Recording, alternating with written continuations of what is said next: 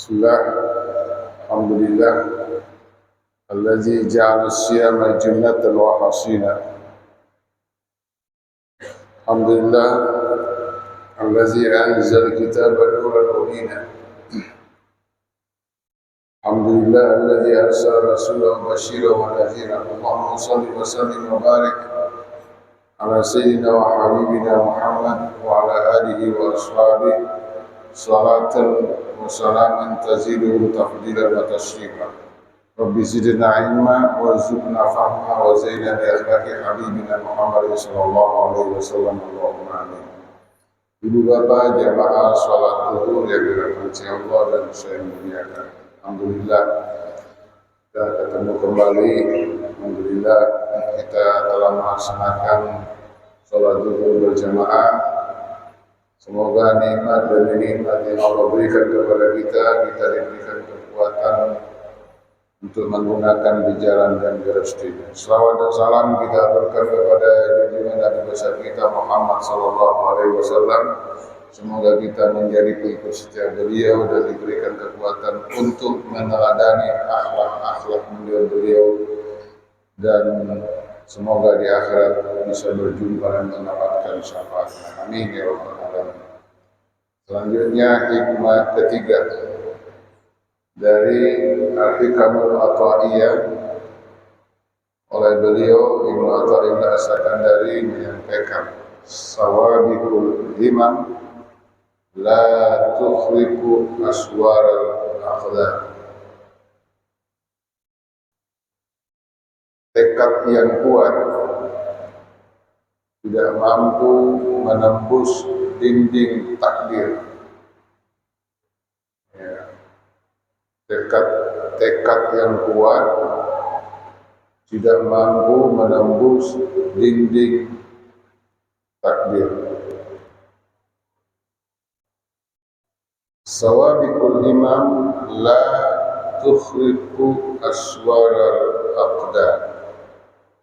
Al-himam di sini diartikan al-azaib allati yatamatta Allah bihan nas fi majalil iqbali ala syu'unihim. Jadi diartikan al-azaib, tekad yang Allah berikan kepada manusia pada saat menghadapi urusan mereka. Min tijaratin wa sana'atin wa dirasatin wa nahwiyah, baik itu urusan dagang, urusan industri, pekerjaan di lapangan apa saja, dan juga urusan belajar dan seterusnya. Masing-masing punya keyakinan, punya tekad. Azil himam awil azail mahma syaddat wa qawiyat. Tekad ini sekuat apapun fi nufusi ashabiha, yang tertancap di dalam diri seseorang, fa innaha la tastati'u an takhliq aswar al-aqdar, tidak mampu menembus dinding takdir. Di sini digunakan aswar. Aswar itu jamak dari as-sur. Surun, surani, aswar, karena taksir. Biasa diartikan as-sur itu dinding atau pagar. Al-ma'ruf allazi yuhitu bil balad. Ada pagar atau dinding yang mengitari suatu negara. Jadi perbatasan negara itu biasanya ada pagarnya. Dulu saya lihat pagar antara Mesir dengan Israel. Wah, itu kawat-kawat di perbatasan itu sulit untuk ditembus. Itu namanya aswar. Siapapun yang melewat situ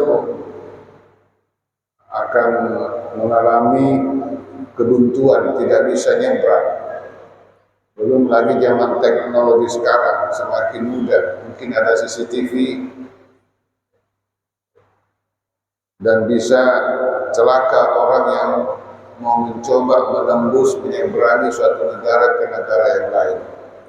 Beliau menggunakan kalimat aswad. Artinya apa? Begitu kuatnya namanya takdir, maka digunakan kalimat itu, tidak ada satupun yang bisa menembus namanya takdir. La yastati'u ila zalika sabila. Dia tidak akan menemukan jalan untuk itu. Maksudnya la tastati'u an tulqiya. Kita tidak bisa membongkar dinding itu, atau takfiza fawqa aqdarillah, atau meloncati dinding itu. Jadi namanya takdir tidak bisa ditembus, mau lewat bawah tidak bisa, mau lewat atas tidak bisa, loncat tidak bisa. Apa maksud dari kalimat ini? Oleh Syekh Ramadan Buti menjelaskan, ya ibnu Adam, wahai manusia, anak cucu Adam, iqdah kama tuhibbu, silakan berusaha sesuai dengan keinginannya. Wabhath 'anil nataiz kama tasha', silakan mencari rezeki sesuka. Wa maris al asbab fi 'alamiha, silakan berusaha mencari sebab-sebab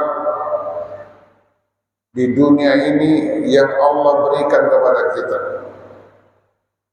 Iqdah juhda istita'atika, silakan berusaha sungguh-sungguh sesuai dengan kemampuan. Walakin fal ta'lam, ketahuilah, annal asbab allati tata'amalu ma'aha, asbab, sebab-sebab yang kamu lakukan, segala sebab-sebab yang diupayakan, tidak punya kekuasaan menghadapi takdir, tidak punya kekuatan merubah yang namanya takdir.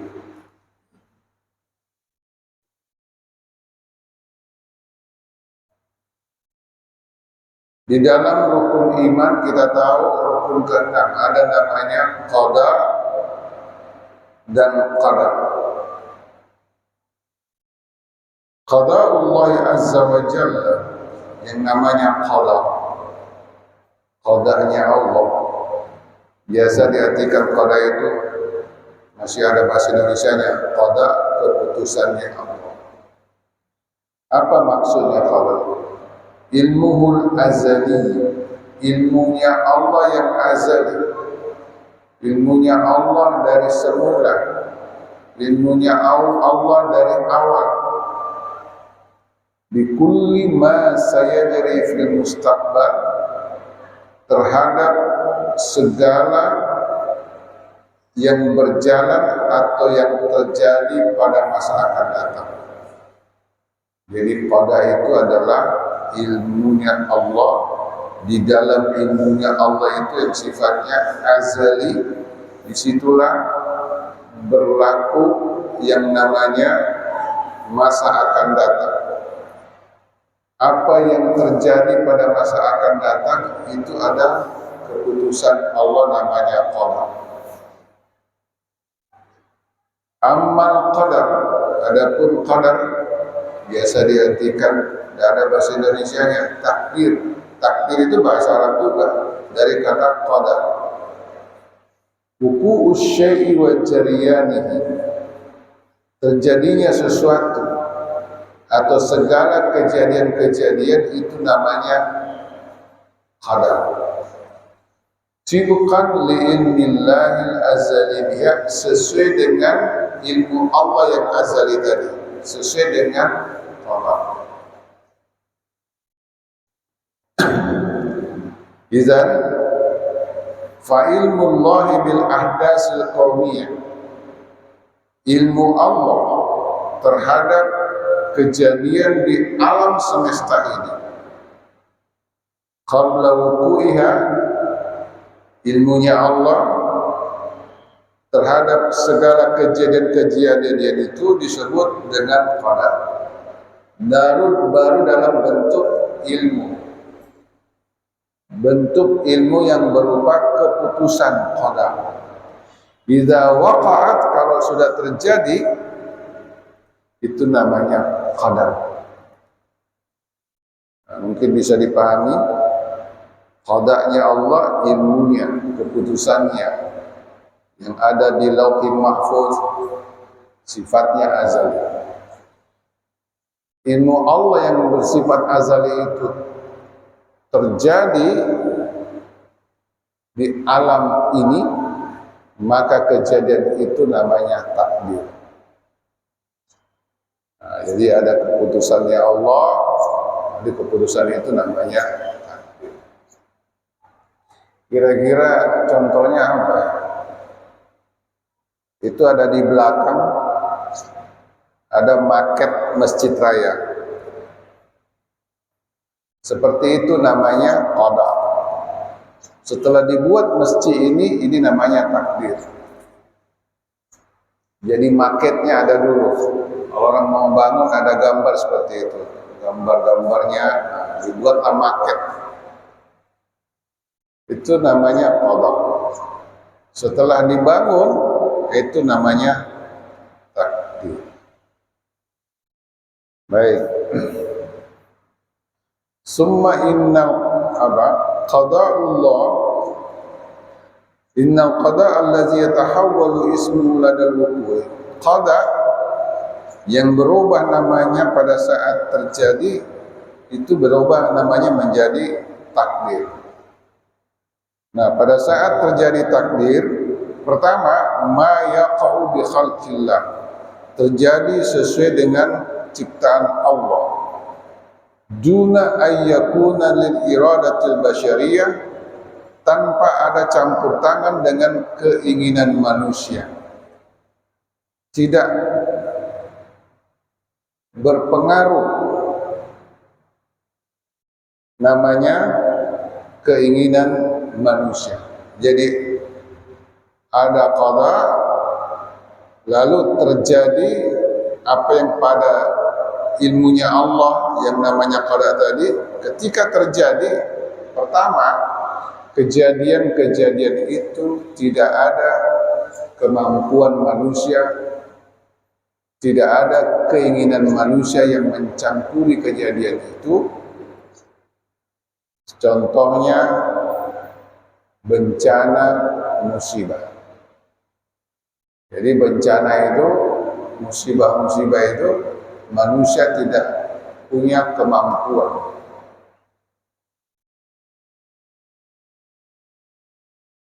Yang kedua,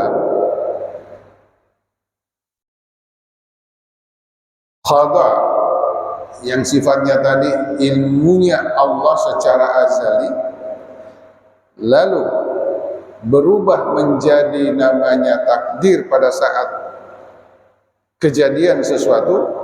Bentuk yang kedua, ma yatimmu zuhuruhu, itu terjadi bi khalqillah, sesuai dengan ciptaan Allah, walakin ala isri iradatin wa qasdi minal insan, berpengaruh, ada campur tangan dari keinginan dan kemauan manusia. Contohnya, segala sesuatu kegiatan yang sifatnya ada pilihan di dalamnya. Pekerjaan-pekerjaan kita, apa pekerjaan kita, sebagai pedagang, sebagai apa saja, maka semua itu ada pilihan-pilihan yang diberikan oleh Allah kepada manusia. Nah, sehingga kalau dikatakan qada itu yang turun menjadi takdir, maka pada saat terjadinya sesuatu, segala sesuatu yang terjadi di alam ini ada sifatnya musiron, ada sifatnya mukhayyar. Musiron maksudnya tanpa ada kehendak manusia. Kita lahir jadi suku apa? Manusia tidak punya kehendak mengatur itu. Kita lahir kulitnya warnanya apa? Manusia itu namanya musiron, atau bahasa akidah yang lain mujbir, diterima secara terpaksa, nggak ada pilihan di situ, tanpa ada kehendak manusia yang mencampuri takdir seperti itu. Jadi takdir kita menjadi orang Jawa, Bugis, Banjar, Madura dan seterusnya itu adalah takdir yang sifatnya musiron. Manusia tidak punya pilihan. Terus lahirnya di mana, nanti matinya di mana, dikuburkan di mana. Ada orang menyiapkan kuburannya tapi ternyata bukan di situ. Dan seterusnya. Lalu bentuk yang kedua adalah berdasarkan kehendak manusia, sifatnya mukhayyar, pilihan. Ada pilihan di situ. Nah, al-muhim yang terpenting adalah an ta'lama anna kila hazainin naw'ain. Takdir yang sifatnya musiron, tanpa ada kehendak manusia yang mencampuri, atau takdir yang berdasarkan kehendak manusia, ada pilihan manusia di situ. Dakhilun fi ma'na qada'illahi wa qadrihi, kullu zalika, semuanya itu terjadi yajri bi'ilmillah. Semuanya kejadian itu adalah sesuai dengan ilmunya, pengetahuannya Allah Subhanahu wa ta'ala. Nah, jadi semua Allah tahu. Sekarang ada pertanyaan muncul. Rubba syakhsin ya'kufu ala sababin min asbabi rizq. Boleh jadi ada seseorang berhadapan dengan usahanya. Usaha yang dilakukan itu namanya sebab, asbab. Tetapi usaha yang dilakukan sababun ghairu masyru', tidak sesuai dengan syariat. Ada usaha tapi usaha diharamkan oleh Allah. Pekerjaannya tukang mengedarkan sabu-sabu. Nah, itu katanya yang penting harus berusaha tanpa melihat usahanya apa. Karena tadi namanya kalau Allah sudah takdirkan, ya, usaha apa aja. Kalau ada orang seperti itu, lalu dinasihati, jangan melakukan usaha yang tidak disukai oleh Allah. Dia jawab, saya kan sudah berusaha. Yang dilarang dalam Islam itu adalah menganggur. Betul kan? Betul. Nggak boleh nganggur. Selama orang itu bisa berusaha, nggak boleh nganggur. Sebab kalau menganggur, setan yang kasihkan usaha. Nah, berusahalah dia. Tetapi usaha yang dilakukan adalah usaha yang tidak dibenarkan oleh ajaran Islam. Nah, kalau terjadi seperti itu, maka tentu harus diberikan nasihat. Usahakan usahamu itu adalah hindari yang namanya perbuatan maksiat. Hindari usahamu itu perbuatan yang dilarang oleh Allah Subhanahu wa ta'ala. Katakan kepada orang tersebut, min aina laka anna tijarati wa wazifati min tilkal baldati ya masdar rizqi ya sababul haqiqi li naimi wa ishi. Tidak ada ketentuan mengatakan saya berusaha seperti ini karena memang sudah takdirku. Nggak bisa dikatakan begitu. Jadi kalau seorang pencuri, kenapa mencuri? Takdir. Nggak bisa.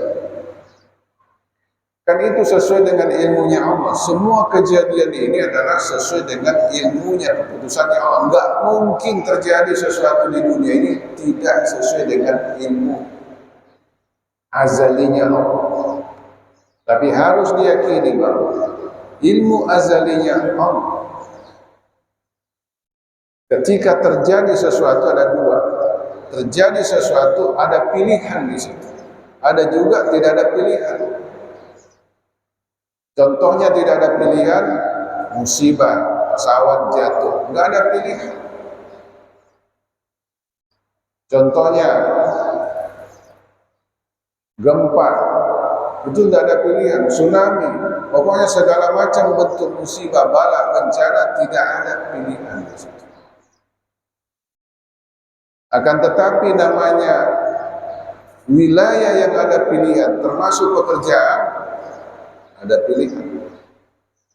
Allah tahu, pengetahuannya Allah, ilmunya Allah tidak pernah memaksa seseorang itu untuk melakukan pada wilayah yang ada pilihannya.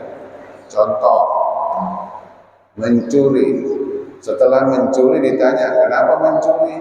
Jawabannya takdir Allah. Salah. Kenapa? Karena saat dia mencuri tidak pernah ada orang mengatakan sebenarnya saya tidak mau mencuri, cuma Allah tadi malam maksa-maksa saya untuk mencuri. Enggak ada. Enggak ada begitu. Ketika orang melakukan suatu pelanggaran, perbuatan yang tidak disukai oleh Allah Subhanahu wa taala, tidak ada perannya Allah di situ bahwa saya sebenarnya tidak mau melakukan, cuma saya dipaksa oleh Allah. Saya tidak mau korupsi, cuma tadi malam saya dipaksa Allah menerima sogokan itu. Kan tidak ada. Makanya alasan itu tidak bisa. Nah, pada saat kita pahami seperti itu, pertanyaannya, kalau takdir tidak bisa ditembus dengan upaya apapun, pertanyaannya, apa artinya kita berusaha? Nah, tadi sudah dikatakan, takdir ada dua. Ada takdir yang memang tidak ada campur tangannya kehendak manusia. Itu namanya tadi musiro, atau istilah lain mujbiron. Tidak ada kehendak manusia di situ. Contohnya tadi musibah dengan berbagai macam banjir, kebakaran, dan seterusnya. Tapi yang kedua, ada pilihan mukhayyar, ada campur tangan kehendak manusia. Contohnya memilih pekerjaan. Pekerjaan yang dipilih, pekerjaan direstui oleh Allah atau tidak. Ini ada pekerjaan, Anda bisa lulus tapi dengan catatan nyogok. Itu pilihan. Akhirnya dia menghindar, daripada saya nyogok, nanti hidup saya tidak berkah, udah nggak usah nyogok. Yang nyogok lulus, tapi nanti dituntut karena dilarang oleh Allah Subhanahu wa taala. Di situ ada orang mencari rezeki tapi menipu, dan ini semua pekerjaan tidak pernah ada paksaan dari Allah, memang betul-betul murni pilihannya. Nah, oleh karena itu saat itulah diperlukan ada usaha. Ada usaha. Naik kapal, naik perahu. Karena perjalanan jauh ada pelampung. Saya nggak usah pakai pelampung, cukup berdoa. Sebenarnya salah, karena di situ ada pilihan, harus pakai pelampung Dan kapal yang tidak punya pelampung mestinya tidak boleh berangkat. Itu yang aman. Jadi pada saat terjadi musibah ada penyelamatan. Sepertinya hebat tadi itu bapak itu tadi. Begitu naik kapal orang pakai pelampung, dia tidak pakai pelampung. Yang penting berdoa.